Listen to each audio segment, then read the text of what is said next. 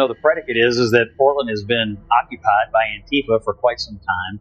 You guys keep calling them protests. These aren't protests. These are violent people. They're attacking law enforcement. They're attacking federal facilities. The President of the United States has every obligation to defend federal facilities and federal personnel there. I agree with you. It is a disgrace. It's a disgrace that we have an American city that is essentially being occupied by left-wing radicals, and the locals won't do anything about it. And so now the president... Exaggeration. Yeah, it is not an exaggeration. That's Republican Scott Jennings cutting straight through CNN's shameless spin as they desperately try to portray the chaos at Portland's ICE facility as just a minor clash. In reality, this wasn't some harmless protest. It was a violent siege. Rioters launched fireworks at officers, shattered windows, and wreaked havoc across federal property. While media pundits brushed it off as spirited activism, this was nothing short of a calculated assault, and Jennings called it out live on air. Welcome to NERC News. I'm Nerkish. And once again, CNN proves that when the violence comes from the left, they look the other way, lecturing Trump supporters about threats to democracy, while glorifying mobs that blind officers with lasers and terrorize local communities.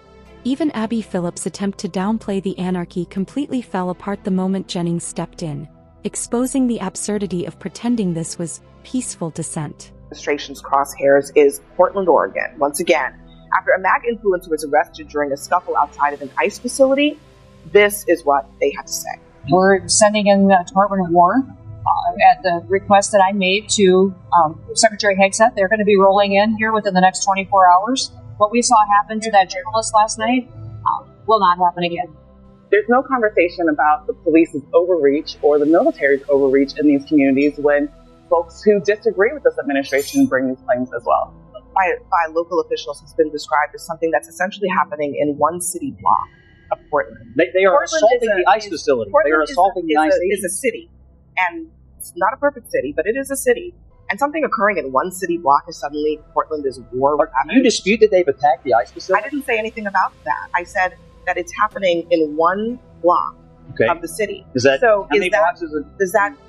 constitute Portland being a war-ravaged city? I think what's happened in Portland is a disgrace. Nobody wants to go there. And yes, parts of the city are ravaged by these protesters. And federal officials describe the city as being believe their facilities are under attack. When there are violent protests, which, by the way, nothing new about violent protests, as you know. So it's not new, so we should let it go. When violent protests happen, law enforcement has a responsibility to handle it. But would you describe an entire city as war-ravaged when there are protests, even if they're violent, that's happening outside of a single building? Yes, I would say if there are violent protests happening against a federal facility, they are being ravaged. I completely agree with that, Lane. Okay. All right. Philip tried to frame President Trump's decision to send in federal reinforcements as some kind of authoritarian overreach.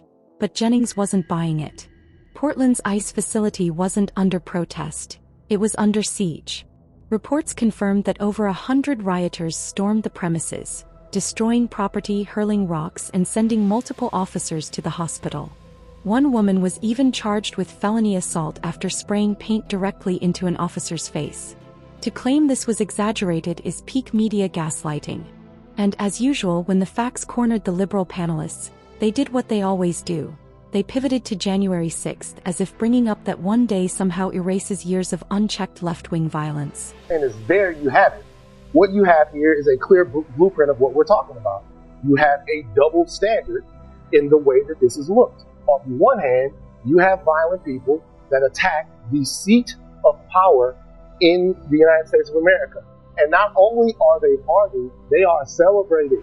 But they did go to jail. And they are celebrated by your side when you guys get power. They did go to jail. And now we are getting a full-throated lecture on violence and protest when ICE is breaking into I would counter that. You can't even pull up January 6th because we can just go back 6 months before that with the Black Lives Matter riots and how many people were not arrested for the crime. Where were the arrests at? Where were the arrests?